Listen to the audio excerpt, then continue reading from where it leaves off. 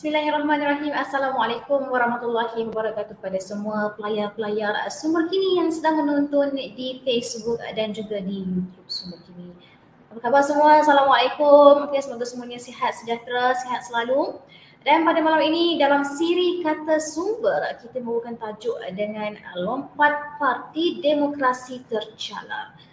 Isu lompat parti ini bukan perkara yang terbaru ataupun baru saja timbul. Malah ia tidak berlaku secara khusus di Malaysia sahaja. Mana-mana negara yang mengamalkan demokrasi faham akan situasinya yang berbeza mungkin kerana sebab dan cara amalannya. Jadi pada malam ini Sumber Kini menjemput dua panel jemputan kita yang sudah pun bersedia dalam talian sekarang ini. Dan sebelum itu, hadir ingat kepada semua penonton, jangan lupa untuk like, share yang sedang menonton di Facebook dan juga yang menonton di YouTube. Jangan lupa untuk tekan button subscribe kami. Baiklah, panel pertama sudah pun bersedia. Hanya menjemput kepada saudara Hanif Kadri selaku Ketua Kanan yang juga selalu mengupas isu-isu berkaitan dengan politik tanah air. Apa khabar saudara Hanif? Alhamdulillah sihat. Syekh Hanif apa khabar? Alhamdulillah sihat. Saudara Hanif berada di mana? Di office ke sekarang ini?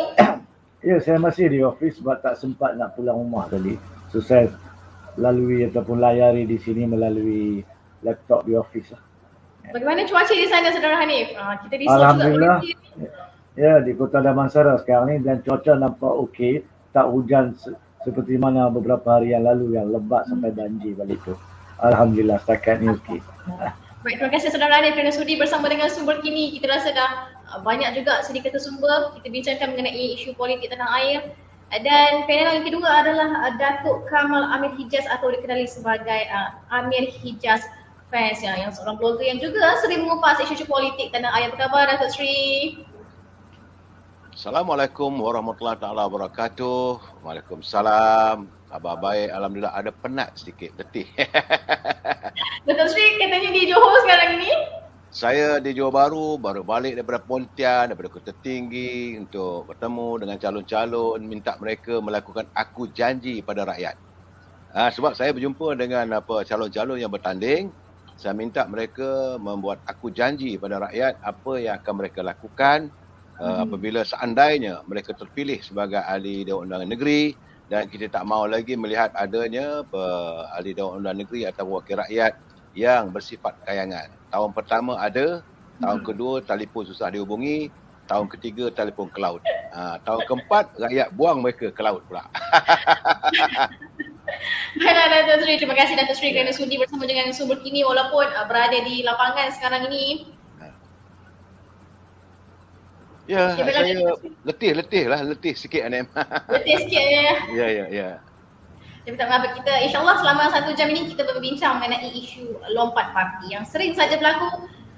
Muncul saja PRU ataupun PRN, tentunya ada ahli-ahli ataupun adun yang akan lompat parti ke parti yang lain. Jadi sudah menjadi kebiasaan. Jadi rakyat-rakyat sudah menjadi lali melihat pemimpin-pemimpin mereka ini lompat seperti tiada pendirian. Dan pada malam ini kita bersama dengan saudara Hanif dan juga Datuk Sri untuk kita bincangkan. Ini soalan yang pertama kepada saudara Hanif sendiri. Selepas PRU 2018 dan juga langkah Sheraton, kita nampak aktiviti lompat parti itu semakin menjadi-jadi. Dan berkatakan setiap hari mungkin ada juga parti-parti ataupun yang akan menerima ahli-ahli baru dari parti lain. Jadi apa rasionalnya sampai negara kita ini perlu kepada satu undang-undang khusus untuk lompat parti ini, saudara? Baik, terima kasih dan Assalamualaikum warahmatullahi wabarakatuh. Salam sejahtera kepada para penonton, para pelayar. Sebenarnya untuk secara khusus menjawab soalan ini, saya rasa beri pentingnya isu berkaitan dengan akta anti lompat parti ataupun kerelevanan akta tersebut berbangkit seperti yang disentuh oleh Cik Anim tadi.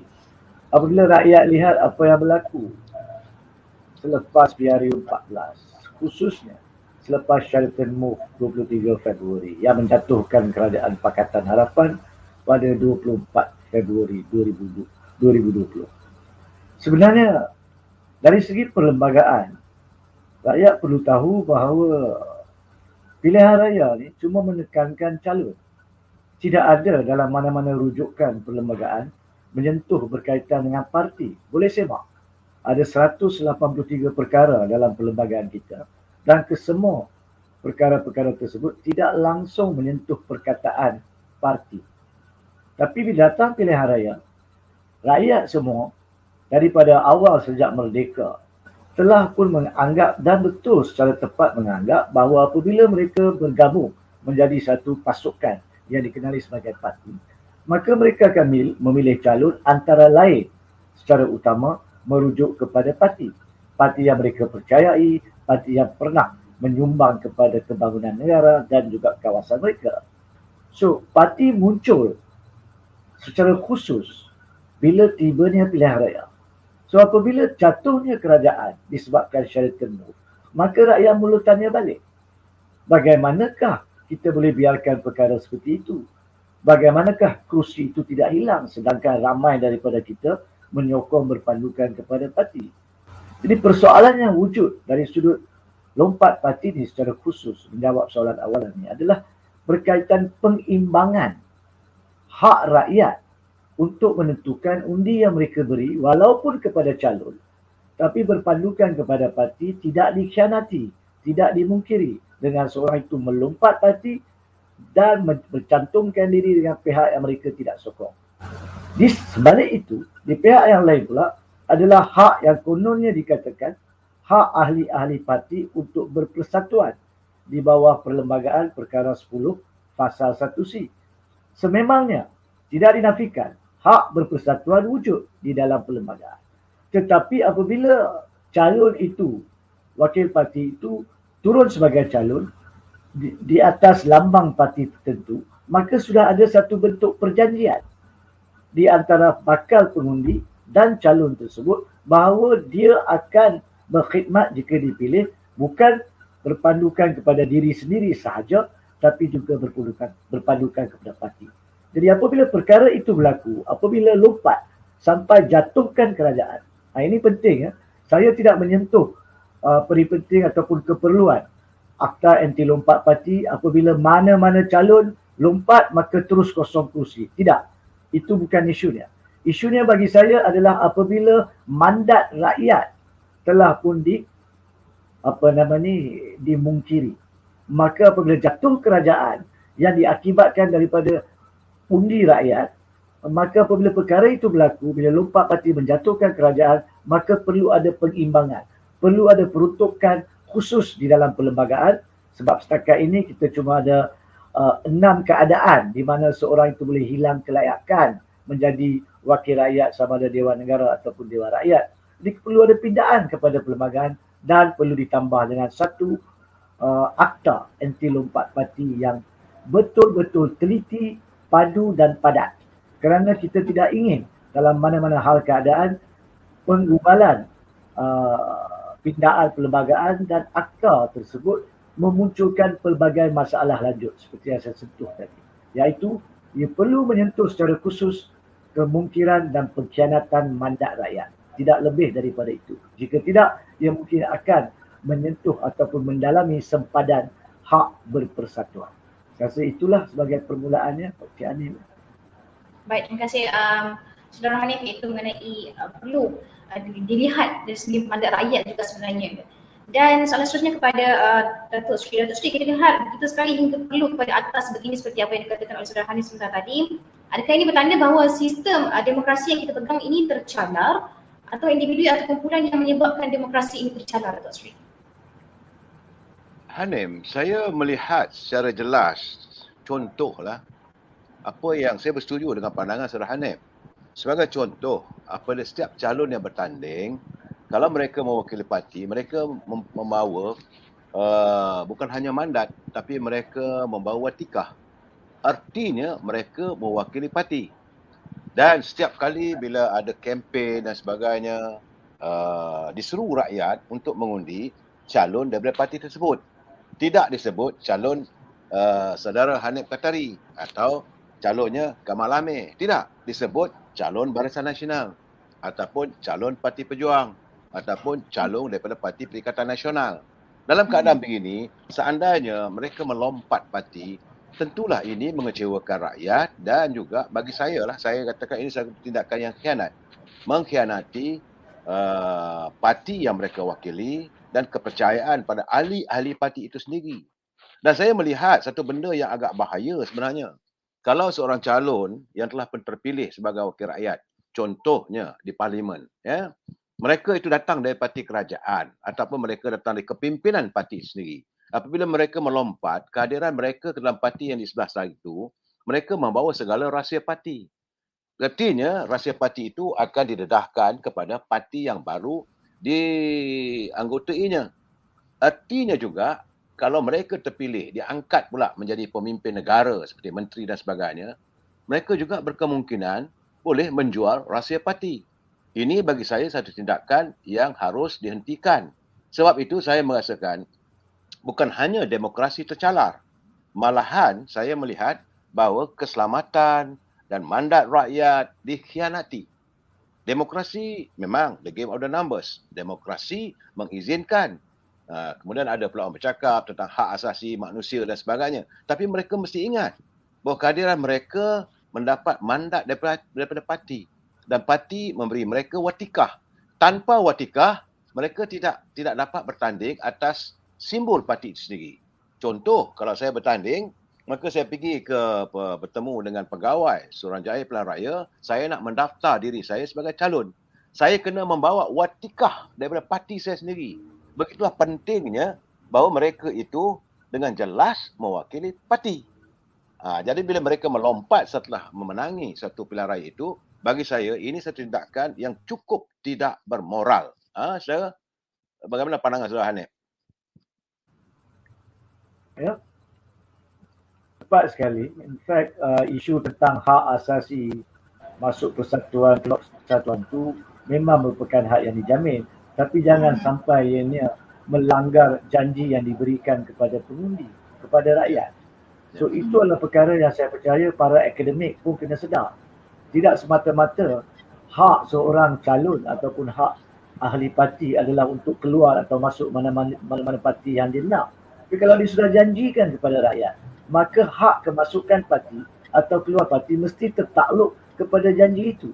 Jangan sampai kerajaan ini dibentuk oleh parti tersebut dijatuhkan.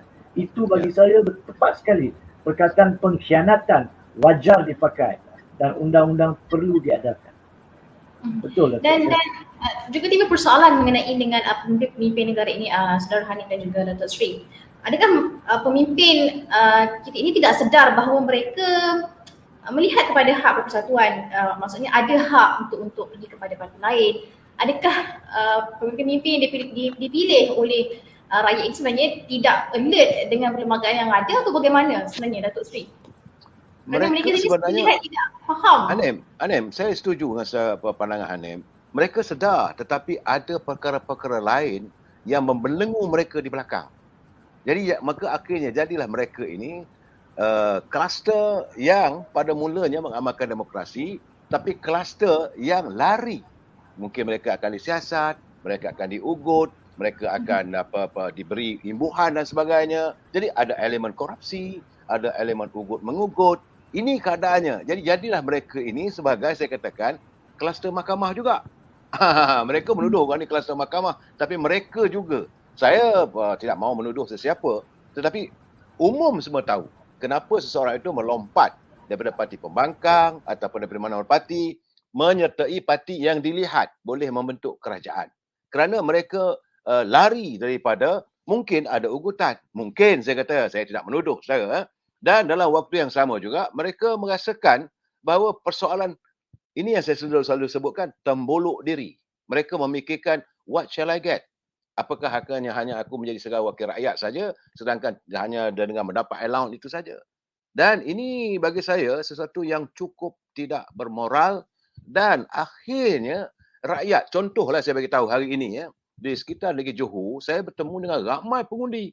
sama ada dari pelbagai kaum, masyarakat Melayu, masyarakat Tionghoa, Cina, India. Mereka akhirnya sudah ada yang buat keputusan yang tak mau turun mengundi kerana mereka bosan melihat adanya elemen lompat parti. Jadi kluster-kluster lompat parti ini sebenarnya bagi saya bukan hanya tercalar demokrasi, mereka juga turut mengancam kemurnian, kesucian demokrasi itu. Sangat.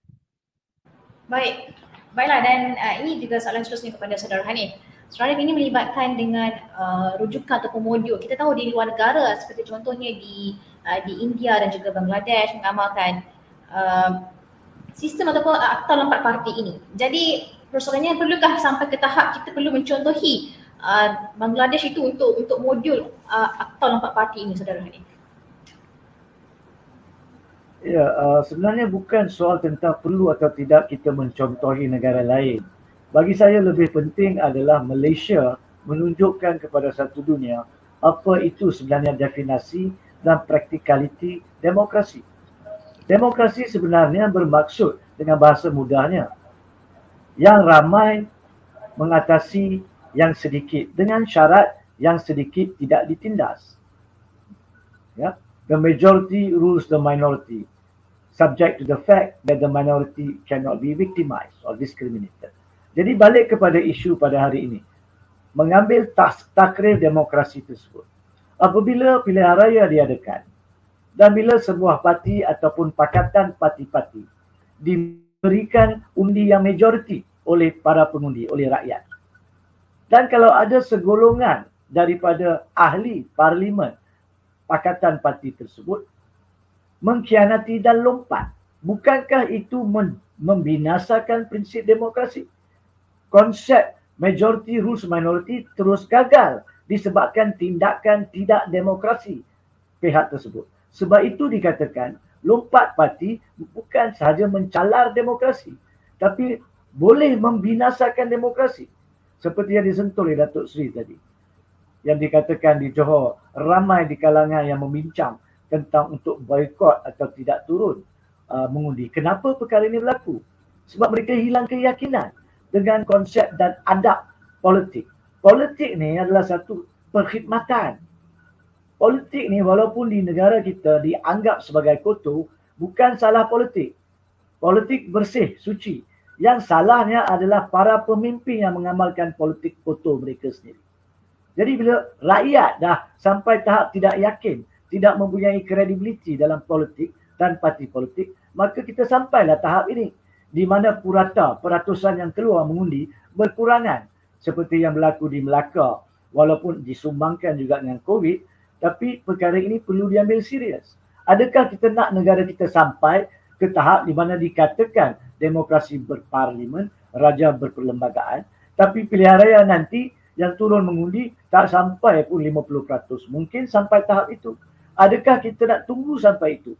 Ataupun kita nak ambil langkah-langkah proaktif sekarang untuk meminda perlembagaan perkara 48, memasukkan satu lagi syarat di mana kelayakan wakil rakyat boleh, bukan boleh, wajib terbubar sekiranya dia lompat parti sehingga mengakibatkan jatuh kerajaan. Saya rasa syarat itu perlu ada. Itu yang pertama. Kemudian diwujudkan akta anti melompat parti yang membutirkan keadaan-keadaan macam mana yang boleh dibatalkan kursi, keadaan-keadaan macam mana yang tidak boleh dibatalkan kursi. Pada masa yang sama, benda ni saya perlu sentuh sebab ini isu perlembagaan. Satu masalah yang kita hadapi adalah di dalam perlembagaan kita di perkara 48 pasal 6 menyatakan sekiranya seseorang secara peribadi, seseorang wakil rakyat secara peribadi meletakkan jawatan ataupun mengosongkan kerusi, maka dia diharamkan daripada bertanding semula untuk tempoh 5 tahun yang akan datang daripada tarikh dia mengosongkan kerusi.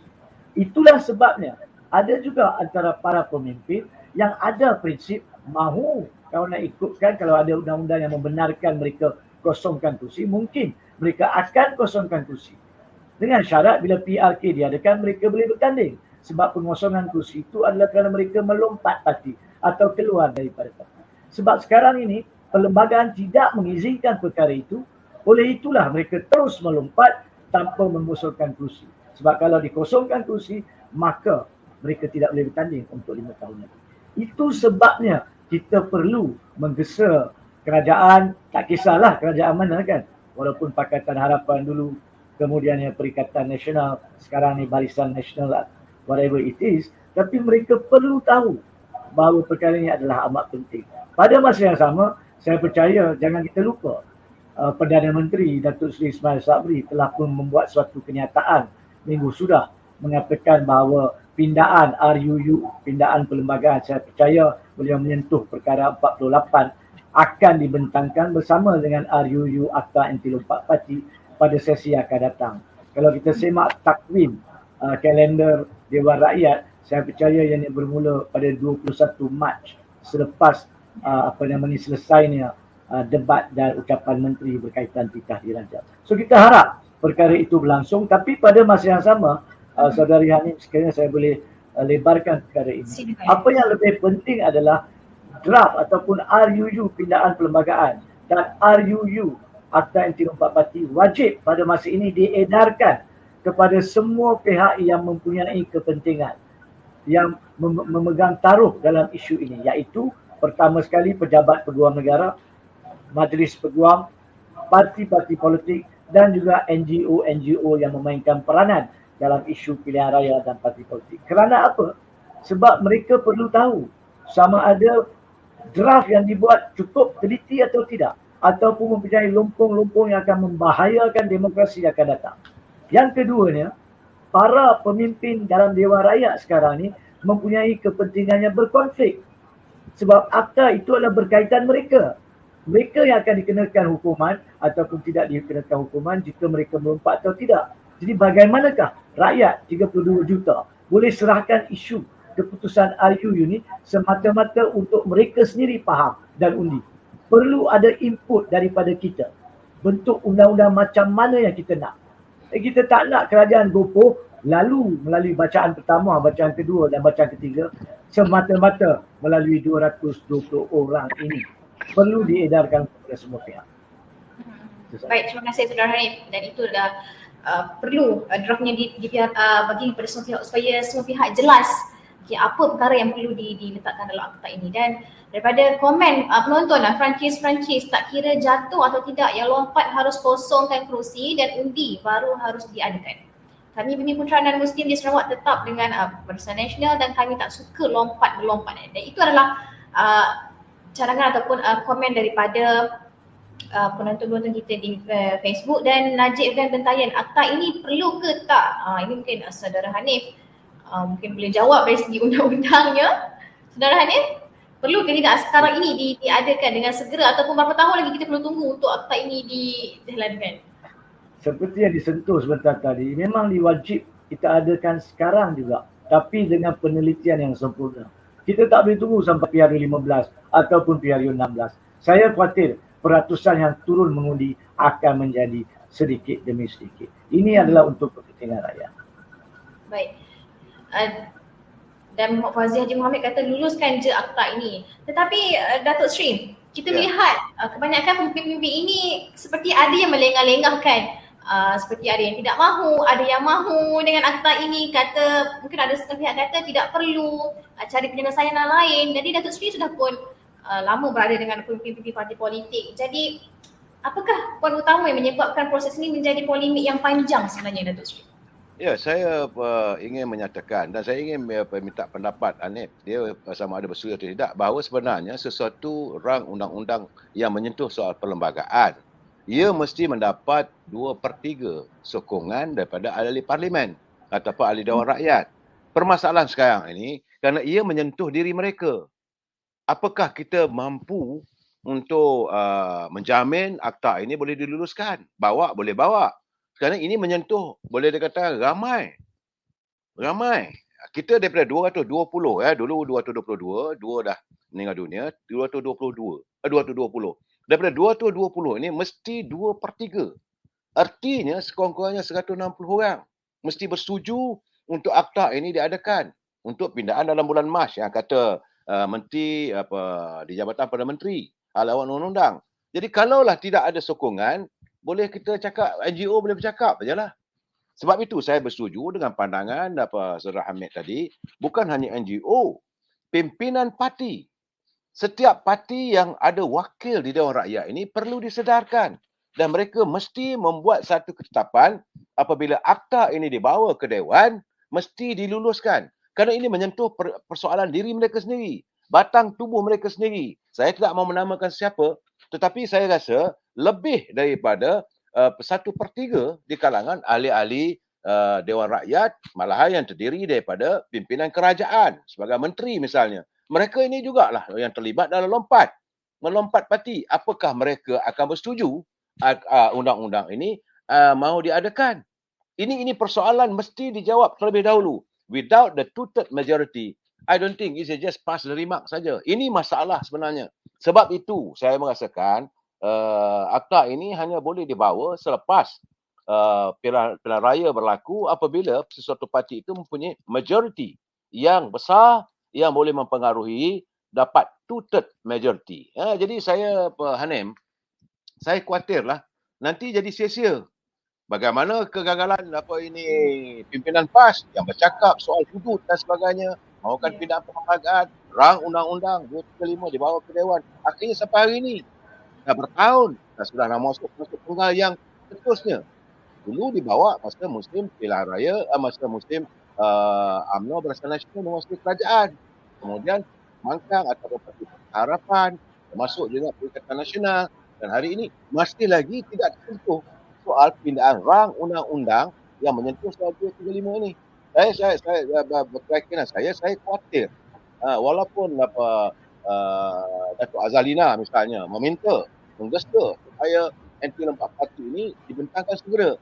Tapi apakah kita boleh mendapat sokongan 2/3? Ini soal menyentuh soal perlembagaan, Hanim, bukan akta. Kalau sekadar akta bolehlah juga majoriti. Ini mesti mendapat 2/3 pindahan perlembagaan. Kalau tak ada 2/3, maka dengan sendirinya rang undang-undang atau pindahan ini gagal. Kalau ini berlaku, maka insiden kluster lompat parti ini berterusan. Saya hairan bagaimana seorang ahli parlimen boleh mencemarkan diri mereka yang bergelar sebagai yang berhormat, yang disantuni oleh rakyat, yang begitu dihormati oleh rakyat, yang diyakini oleh rakyat, boleh meletakkan diri mereka sejajar dengan katak-katak. Jadi akhirnya rakyat mengatakan mereka ini adalah pemimpin katak. Itu serahan Hanim, itu pandangan saya dan saya nak tanya daripada saudara Hanif, apakah kenyataan saya ini benar atau tidak? Saudara Hanif. Ya, boleh saya menjawab soalan tersebut sebab memang menarik dan tepat Datuk Seri membangkitkan tadi, iaitu ada dua perkara yang rakyat kena faham. Bila kita cakap tentang pindahan perlembagaan, tepat sekali dia memerlukan 2/3. Tidak boleh ada satu undi pun kurang daripada 2/3. Kalau kurang, dia tak menjadi pindahan kepada perlembagaan. Tetapi tentang akta anti lompat parti yang perlu ada butiran-butiran lanjut tu, dia cuma akan memerlukan 50% majoriti campur satu undi. Nah, itu adalah kedudukan perundangan. Tetapi pada masa yang sama, jika saya boleh menyentuh dan menjawab apa yang dibangkitkan isu oleh Datuk Seri yang lebih lebar sedikit, ada dua perkara. Pertama, betul, kalau ikut practicality sekarang ni, tidak logik pindahan perlembagaan itu berlaku. Walhal mungkin akta yang 50% campur satu pun mungkin tak lulus. Tetapi jangan kita lupa, ini adalah aku janji dan kenyataan kerajaan sekarang dan pembangkang sekarang. Pada 18 September 2021, mereka kononnya telah pun menandatangani Memorandum Persefahaman MOU. Kalau mereka jujur, pemimpin yang jujur, mereka ni maksud saya ke semua 220 tolak yang bebas yang tidak menandatangani. Kalau mereka ini jujur untuk menandatangani MOU di mana mereka mengatakan bahawa demokrasi akan dikukuhkan dan undang-undang yang perlu untuk mengukuhkan demokrasi akan dibentangkan, maka jangan tipu rakyat. Jangan anggap rakyat itu bodoh. Maka mereka berkewajipan pada masa ini berpandukan aku janji mereka sendiri yang diberikan tidak sampai 6 bulan yang lalu. Saya tidak mau cakap tentang retorika MOU. Saya tidak masuk dalam bidang nak berbincang dari sudut politik. Dari sudut perundangan, dari sudut practicality dan reality. Itulah cara Datuk Seri dan Cik Anif Itulah cara rakyat kena tekan kepada mereka. Kena soal mereka. Dalam kempen mungkin tinggal 24 jam sebelum PRN Johor ni. Kena cabar mereka di pentas kempen. Tanya apa yang mereka akan buat. Itu yang pertama. Yang keduanya, sekiranya lah tidak dibentangkan ataupun jika dibentangkan ditolak dan sebagainya. Ada cara juga dan mungkin tidak terlewat Datuk Seri untuk bawa kepada calon-calon parti Datuk Seri seperti mana yang kami cadangkan kepada beberapa parti lain dan kami lakukan semasa PRN Melaka yang lalu. Kalau masih ingat, kami telah pun menyelia gagasan bebas bertanding di PRN Melaka. Satu-satunya perkara yang kami lakukan demi demokrasi adalah untuk mendraft aku janji hukum antara calon dan pengundi yang mengatakan di Melaka pertama sekali mereka wajib untuk menyediakan draft RUU pindaan Perlembagaan Negeri Melaka dan enactment Undang-Undang Lompat Parti di Negeri Melaka dalam tempoh 12 bulan selepas jika mereka berjaya menjadi ahli Dewan Undangan Negeri selepas PRN. Itu aku janji pertama. Jika mereka gagal nak sediakan cukup sebab nak berjaya atau tidak bergantung kepada undi Dewan Undangan Negeri. 2/3 untuk pindaan Perlembagaan Melaka, begitu juga 50+1 campur 1 untuk enactment tersebut. Tapi kena sediakan, kena sembahkan kepada speaker Dun Melaka. Kalau tidak, mereka wajib kosongkan kursi.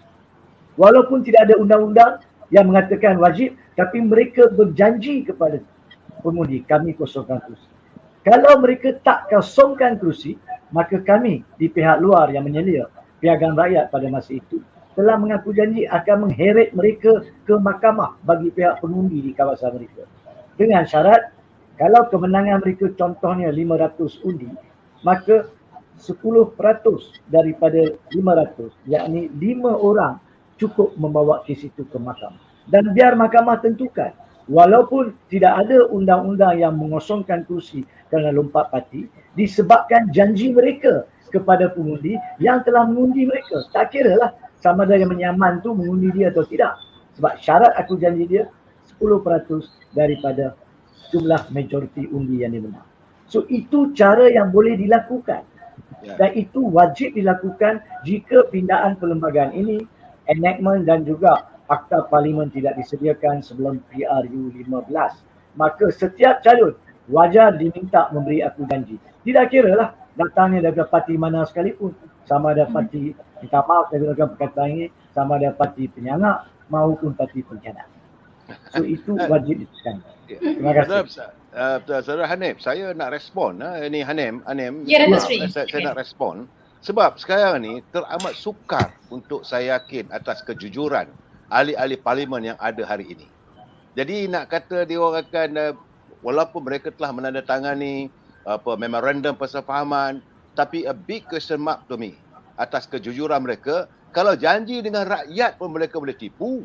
Kalau dengan rakyat berjanji itu dan ini, bulan dan bintang, janji 1000 mimpi, akhirnya rakyat ditipu dan dikecewakan. Itu satu.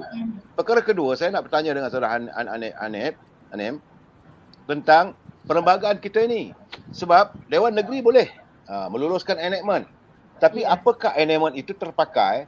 So, ia tidak dia tak minta maaf, saya bukan peguam, saya bukan pengamal undang-undang, tapi rasa saya, menurut kefahaman saya, bahawa undang-undang yang dibawa dia di peringkat negeri, dia tidak boleh mengatasi undang-undang yang ada di peringkat persekutuan. Jadi artinya, kalau kita bawa pun Dewan Negeri berlaku enactment, maka enactment itu tinggal begitu sajalah. Tetapi kalau ada satu usul yang meminta atau mendesak, artinya persidangan Dewan Undangan Negeri Johor misalnya, kalau kerajaan sudah terbentuk, meminta supaya parlimen menyegerakan pindaan perlembagaan berhubung akta anti lompat, saya ingat setuju. Sebab saya jangan lupa ya, contohnya sekarang ni apa yang berlaku di Sarawak. Saya nak balik tarik sedikit saja ni, saudara Hanif. Rakyat masih lagi meragui apakah pengundian di Sarawak itu benar-benar menepati more than 50% pengundi. Kalau ini berlaku, kalaulah pengundi yang hadir memberi undi, sebab mereka dah bosan sebenarnya. Rakyat dah bosan dengan perkara lompat-melompat ni. Kalau ini berlaku di bawah parah 50%, artinya legitimate atau keabsahan seseorang calon itu menjadi keraguan dan boleh dipersoalkan. Ini saya nak tanya pada Saudara Hanif lah. Sila Hanif. Ya, ada dua perkara di situ Datuk Sri. Cik Hanif, izinkan saya menjawab kedua-dua soalan itu. Silakan Saudara Hadi. Pertama sekali, apabila saya sentuh tentang Melaka tadi, ia ni adalah berkaitan dengan Dewan Undangan Negeri Melaka. Dari segi undang-undang perlembagaan dan undang-undang akta, perlembagaan ataupun kelayakan untuk Dewan Rakyat dan Dewan Negara Parlimen Malaysia adalah di bawah Perlembagaan Persekutuan dan Akta Parlimen yang kita sentuh awal-awal tadi. Tapi untuk Dewan Undangan Negeri, kelayakan seorang hilang kerusi Dewan Undangan Negeri adalah tertakluk kepada peruntukan-peruntukan undang-undang tubuh negeri dan enactment di negeri itu jika ada. Jadi boleh diadakan enactment berkaitan dengan Dewan Undangan Negeri. Memang mereka tidak berhak untuk mengadakan akta ataupun enactment yang menyentuh Parlimen di Malaysia sebab mereka tiada kuasa di bawah kuasa gubalan undang-undang. Tetapi berkaitan Dewan Undangan Negeri, setiap negeri pun perlu adakan akta anti lompat parti dan pindaan rang undang-undang tubuh negeri masing-masing. Itu yang saya maksudkan. Itu yang pertama. Yang keduanya berkaitan dengan isu yang disentuh yang kedua tadi adalah berkaitan Sarawak ya, iaitu contohnya kalau undi yang turun mengundi itu tak sampai 50%. Sedikit saja pembetulan Datuk Seri ya. Dua perkara, legitimasi dan validity. Nah, dari sudut pilihan raya tidak ada dalam perlembagaan persekutuan maupun undang-undang negeri Sarawak ataupun akta dan enactment yang mengatakan bahawa jika peratusan yang turun undi kurang daripada majoriti, maka pilihan raya tidak sah. Tidak ada undang-undang macam tu. Jadi kalau yang turun mengundi adalah 10% yang daftar undi pun, dari segi perlembagaan dan undang-undang, pilihan raya itu menjadi sah. Tapi Datuk Seri betul. Kalau 10 orang saja yang turun, bagaimanakah kita nak mengatakan kerajaan itu legitimate dari segi moral? Itu dua perkara yang berbeza. Tapi dari segi undang-undang yang kita ada, undang-undang mengatasi moral. Tidak semestinya setiap perkara yang sah adalah perkara yang bermoral. Tapi tidak semestinya setiap perkara yang bermoral adalah perkara yang sah. Jadi dua perkara ini perlu disentuh dengan betul-betul rapi. Yang penting, jika perkara itu berlaku Datuk Seri dan Cik Hanin, bagi saya, jika kita dapat keadaan di mana rakyat turun mengundi kurang daripada 50% sebab tidak ada perlindungan mandat yang mereka berikan ini, maka itu bagi saya juga adalah suatu hak demokrasi, satu tanda, satu undi mereka kepada ketidakpercayaan politik. It is a symbol of their distrust in the system. Jangan kita anggap mereka rugi undi. Jadi bagi saya, rakyat ramai berfikir sekarang, kalau tidak dibuat undang-undang macam ini, mungkin kalau kita tak turun, itu akan memberi tekanan kepada kerajaan untuk menggubal undang-undang. Sebab bagaimana mereka nak justify kata pilihan raya di Malaysia yang turun mengundi tak sampai 30%, tak sampai 20%. Sedangkan dikatakan pilihan raya adalah tunjang kepada demokrasi. The white might of the majority. Ini isu dia. Terima kasih Datuk Seri. Jadi interesting. Jadi kita lihat bahawa untuk melaksanakan akta anti parti ini prosesnya agak-agak sulit, tertakluk juga dengan perlembagaan dan sebagainya. Jadi apakah Datuk Seri, bagaimana pula dengan parti sendiri? Jika perkara ini tidak dapat dilaksanakan, bagaimana parti itu harus mengekalkan kesetiaan? Kerana kalau kita ada akur janji dan sebagainya seperti tidak jalan orang kata. Mungkin mereka akan berpaling pula selepas itu dan sebagainya, Datuk Seri. Tak, dari segi parti berjelas. Saya ada juga berbual dengan presiden parti. Mereka yang melompat itu bye-bye lah. Tak ada ruang lagi untuk mereka.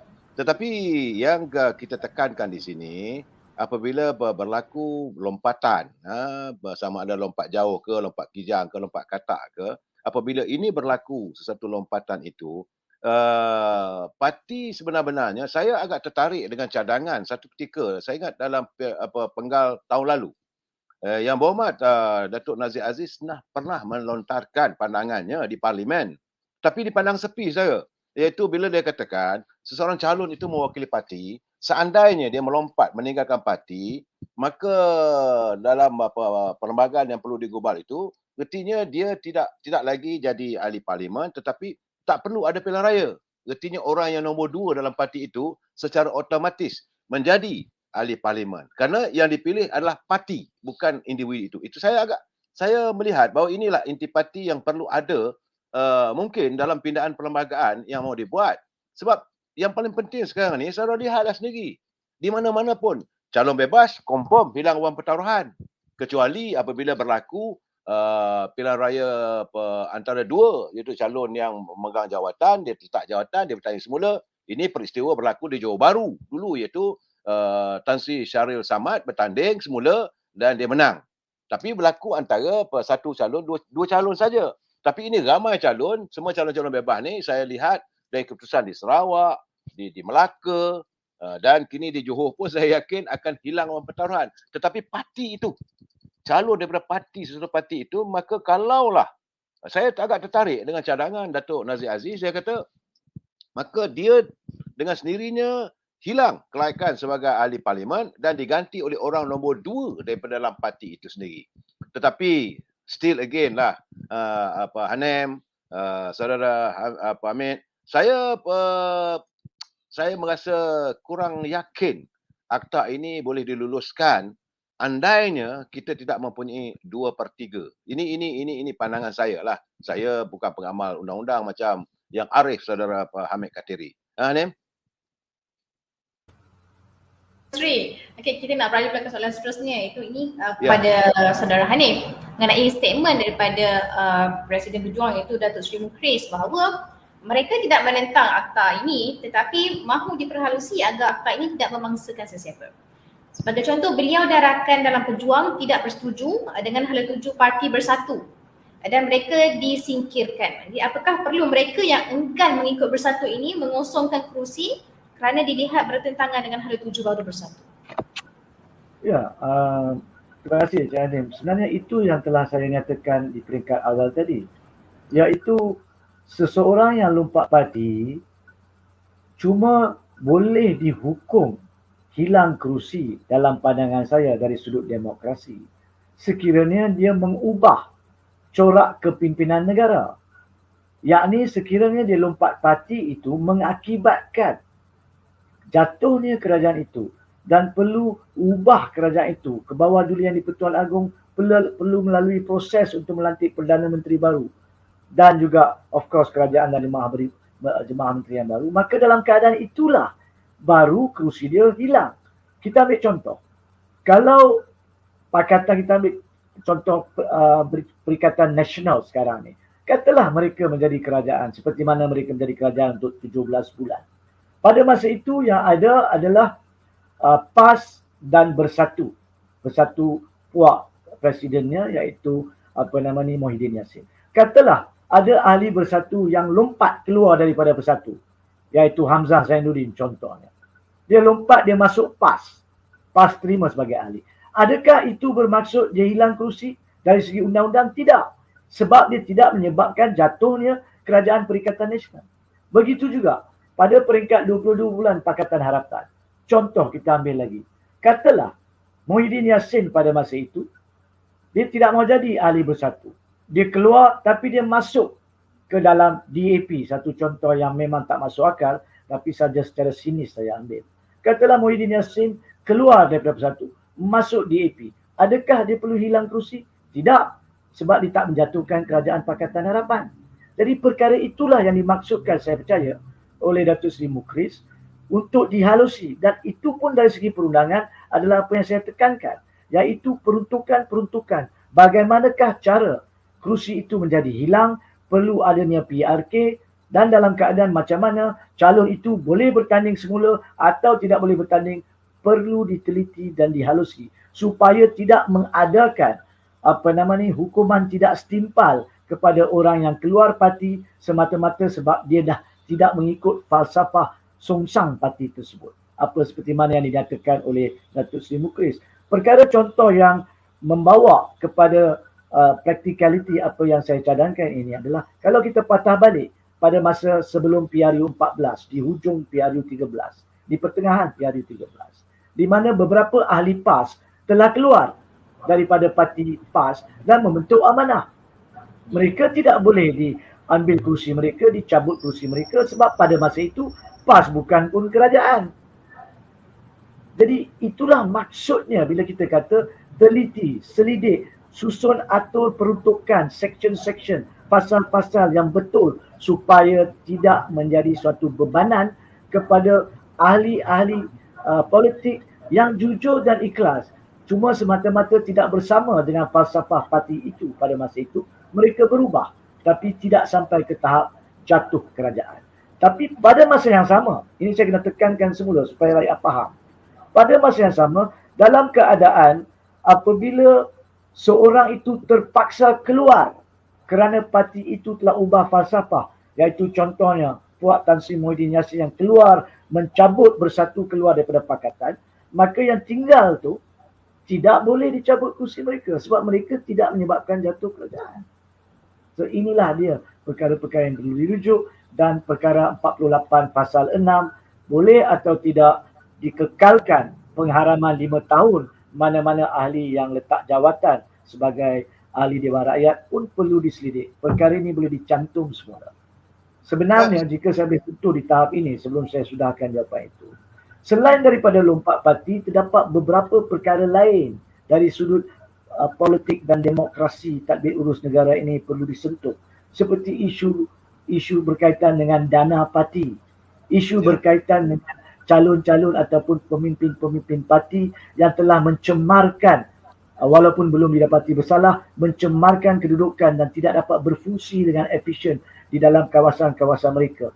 There is a law di kawasan-kawasan lain, di negeri-negeri lain, negara luar negara, yang mengatakan right to recall, iaitu cabut balik undi. Pengundi boleh rampas balik undi daripada calon yang telah hilang maruah walaupun tidak didapati bersalah, sebab hak pengundi untuk menentukan bahawa pemimpin mereka tidak boleh tercalar dengan apa-apa masalah sehingga mencacatkan perkhidmatan di kawasannya. So ini perkara yang boleh dibincangkan, topik lain, tapi untuk hari ini saya percaya Akta Anti Lompat Parti dan Rang Undang-Undang Pindaan Perlembagaan, saya setuju dengan Datuk Seri. Secara praktikaliti mungkin sukar untuk mereka yang memang dah lari daripada kompas kejujuran dan keikhlasan dalam parlimen ini untuk meluluskan pada sesi ini. Tetapi rakyat perlu memberi tekanan. Dan keduanya, jika perkara itu tidak berlaku kerana ketidakikhlasan mereka, maka rakyat berhak mengatakan bahawa parlimen kita sekarang ini adalah parlimen yang tidak jujur. Ya, berani kata, rakyat berani dan patut cakap kalau mereka tidak ingin nak adakan, bentangkan maupun luluskan RUU perlembagaan dan Akta Anti Lompat Parti berkaitan isu ini. We have to say that. Kalau kita tak cakap kepada muka mereka, sampai bila mereka tak berubah. Baik, dan itu ada juga komen daripada Najib bin Mutayan, harap saudara Hanif kekal tenang. Okey, menjawab segala isu mengenai lompat parti pada malam ini. Baiklah, Datuk Seri, kita melihat, sudah kita mendengar pelbagai penyelesaian untuk Akta Lompat Parti ini. Jadi sejauh mana Akta Lompat Parti ini boleh mengembalikan keyakinan terhadap rakyat semula dan dapat menyelesaikan isu ini secara total, Datuk Seri? Boleh Hanif repeat sekali lagi? Laju sangat Hanif cakap. Maaf Datuk Seri, okey. Datuk Seri, setakat mana Akta Lompat Parti ini mampu mengembalikan semula keyakinan kepada rakyat? Kerana kita melihat kalau ada recall election pun rakyat terpaksa memilih lagi sekali pemimpin mereka, dan mereka terpaksa melihat pemimpin-pemimpin yang mereka pilih ini berada dalam parti lain pula. Jadi ini mungkin akan menyebabkan rakyat rasa kurang yakin dengan Akta Anti Lompat Parti ini sebenarnya. Sebagaimana yang saudara yang Arif Hanif Katari berkatakan tadi, bahawa dalam clause bila adanya Akta Lompat Parti tadi, ada dia punya sub-session dia tu, bahawa calon itu tidak boleh bertanding semula. Kalau dibenarkan pertandingan semula, maka Akta Lompat Parti ini defeat the purpose. Dia dah hilang kelayakan. Macam tahu saya juga ini teringat, rasanya tak silap saya, memang dah ada akta di mana seseorang yang meletak jawatan, dia tak boleh bertanding dalam tempoh 5 tahun. Itu memang rasanya dah ada, saya tak tahu. Mungkin ada perubahan dan sebagainya. Dan saya melihat bahawa dari segi kepentingan rakyat, keyakinan rakyat pada demokrasi itu tidak akan luntur andai adanya akta ini. Cuma bila tiada Akta Lompat Parti, keyakinan rakyat daripada kehidupan kita yang mengamalkan sistem demokrasi raja berperlembagaan ini menjadi perbincangan hangat dan diragui keabsahan mereka sebagai memimpin negara ataupun negeri. Saya ambil contoh. Saya minta maaf, saya tak mau menyinggung sesiapa ya. Kerana rakyat dalam pilihan raya yang ke-14 telah pun meletakkan kepercayaan kepada parti keadilan yang dipimpin waktu itu adalah Tun Dr. Mahathir Mohamad yang menggelarkan diri mereka sebagai Kerajaan Pakatan Harapan. The whole trust, keyakinan rakyat kepada Parti Keadilan. Tetapi apabila dikhianati, datang pula yang baru, apakah legitimasi, apakah keabsahan mereka ini sebagai untuk memimpin negara. Begitu juga hari ini. Hanya dilakukan di kalangan ahli-ahli parlimen. Memang ada klaus dalam perlembagaan kita, seorang yang dulu Yang Mahmudah Pertuan Agong akan melantik seseorang di kalangan ahli dewan untuk menjadi Perdana Menteri. Tetapi jangan lupa, rakyat telah pun membuat keputusan. Kalau keputusan itu dikhianati, artinya keputusan rakyat dikhianati, apakah legitimasinya? Saya meragui daripada dulu lagi apabila Tan Sri Muhyiddin dilantik sebagai Perdana Menteri. Kerana itu dibuat di kalangan ahli-ahli parlimen, bukan daripada rakyat. Sebab itu, saya agak bersetuju apabila adanya pimpinan daripada Saudara Mat Sabu mengatakan bukan orang yang dipilih oleh rakyat. Mereka tidak mewakili parti itu, mewakili rakyat. Jadi di sinilah letaknya keraguan terhadap berpolitik secara demokrasi. Ini persoalannya sekarang ni saya. Yang kita alami sekarang. Kerana lepas Nazim Muhyiddin, naik pula Yang Amat Berhormat Datuk Ismail Sabri. Apakah beliau mendapat sokongan daripada rakyat? Maka beliau boleh mengatakan ini kerajaan rakyat.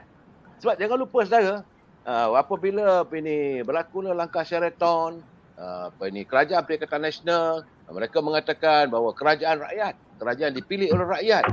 Sedangkan yang dipilih oleh rakyat pada pilihan raya 9 Mei 2018 adalah Parti Keadilan. Ini persoalannya ya saudara. Saya memang kita tahu yang tersembunyi kerana berlaku pengkhianatan. Apabila Azmin Ali dan kumpulannya bawa selama 31 orang keluar, dan waktu itu artinya legitimasi atau keabsahan seseorang ahli parlimen itu diragui untuk menerajui kepimpinan negara. Apa situyu saudara Yang Arif Amin untuk membuat sedikit ulasan tentang ini. Silakan Saudara Hadi. Ya, sebenarnya cuba untuk meringkai dan menyentuh komen yang tepat dibawa oleh Datuk Seri tadi dengan tajuk kita. Kalau kita lihat, saya rasa tidak perlu kita nak khawatir tentang akta lompat parti akan mencala demokrasi. Sebab pada hakikatnya, di tahap sekarang ni, sejujurnya, demokrasi sudah tercala. Demokrasi sudah di ambang bahaya, di ambang kecundang. Kalau kita tak mengambil tindakan proaktif untuk membetulkannya, untuk membaiki cedera-cederanya. Itulah dia di mana kita perlu. Kerana apa? Perlembagaan dan undang-undang yang digubal semasa kita merdeka sampai sekarang tidak pun boleh memikirkan bahawa para pemimpin di zaman sekarang akan berlaku sumbang kepada demokrasi. Itu hakikat dia. Bila undang-undang didraft, dia didraft dalam kepercayaan, peri kemanusiaan, sifat-sifat positif manusia akan diamalkan. Bukan sampai ke tahap pengkhianatan, kemungkiran, penyelewengan berlaku. Sebab itu apabila benda itu berlaku, maka undang-undang perlu diteliti semula. Perlu dipinda jika perlu. Dan di situlah perlunya RUU pindaan perlembagaan seperti Datuk Seri dan saya telah bincang tadi. Dan begitu juga perlunya akta anti lompat parti. Itu akan menyehatkan demokrasi. Tidak akan mencala demokrasi. Itu sajalah komen tambahan saya berkaitan isu. Baik, terima kasih Saudara Hanif dan Datuk Seri. Walaupun mungkin akta ini diluluskan nanti dan demokrasi kita sudah pun tercalar sebenarnya. Dan ini juga dah sampai kepada penghujung rancangan sebenarnya Saudara Hanif dan Datuk Seri. Ya. Kita nak mendengar jugalah ulasan terakhir daripada Saudara Hanif dan juga Datuk Seri mengenai lompat parti ataupun akta lompat parti ini yang akan mungkin akan berlaku ataupun sebaliknya. Jadi bagaimanakah ahli-ahli parlimen ini harus menerima kesan daripada akta ini sebenarnya? Ya, bagi saya lah secara rumusannya, walaupun ini adalah teramat penting untuk diadakan sekarang ini, saya setuju dengan Datuk Seri tadi, iaitu secara realitinya besar kemungkinan ahli-ahli parlimen yang 220 sekarang ini tidak akan berani kerana akta ini akan membendung kebebasan mereka untuk mengkhianat dan terus mengkhianat. Sebab itulah kita katakan tadi bahawa rakyat kena tetap bersuara. Tapi secara logiknya, khawatir saya percaya akta ini yang dijanjikan dibentangkan. Kalau nak ikutkan kenyataan Ismail Sabri pada minggu sudah 1 Mac tak silap saya, dia mengatakan akan dibentangkan minggu hadapan, iaitu minggu ni 7 hari bulan sampailah pada hari ini, iaitu 10 hari bulan. Tapi tidak, sebab takvim menunjukkan bentangan undang-undang cuma berlaku mulai pada 21 hari bulan. Ya. Dan kita cuma ada tempoh persidangan ni sampailah 24 hari bulan Mac. Dan terdapat banyak rang undang-undang lain yang perlu dibentangkan. Apatah lagi seperti yang saya nyatakan tadi, rang undang-undang anti lompat parti ini perlu diberikan kepada pihak-pihak luar untuk meneliti. Sebab ahli parlimen ini tidak layak untuk menelitinya. Sebab apa? Sebab mereka mempunyai kepentingan dalam kandungan akta ini. Akta ini adalah terhadap ahli parlimen. So mereka tidak boleh draft secara sendiri. Mereka tak boleh luluskan secara sendiri. Jadi kalau kita perlu salinan-salinan itu untuk dikaji, maka saya percaya seawalnya adalah pada persidangan yang akan datang. Tetapi whatever it is, ia wajib dilakukan secepat mungkin dengan jujur dan ikhlas. Itu adalah keperluan utama sekiranya lah kerajaan ini maupun pembangkang yang ada adalah para pemimpin politik yang mereka katakan adalah jujur dan ikhlas. Saya cabar mereka, buktikan kejujuran, keikhlasan anda kepada rakyat. Jangan sekadar cakap. Cakap kena serupa bikin. Terima kasih. Lebih kurang saya minta maaf. Terima kasih. Terima kasih Saudara Hanif dan daripada Datuk Seri juga. Ya, saya melihat, kita bukan sekadar melihat, kita amat mengharapkan kejujuran lahir daripada jiwa seorang pemimpin. Pemimpin bukan hanya bergelar pemimpin kalau mereka tidak boleh menjadi contoh. Dan apa yang kita lihat sekarang ni, demokrasi tercalar sebegitu teruk. Bukan sebagaimana kata Zul Hamid, ada yang Arif Hamid Katari tadi, bahawa dah kuah kering dah demokrasi ni. Orang dah tidak percaya lagi. Dan saya agak, malah kita rasa malu. Tapi bila Hanif membuat bandingan macam negara India dan sebagainya, saya rasa tak sepatutnya.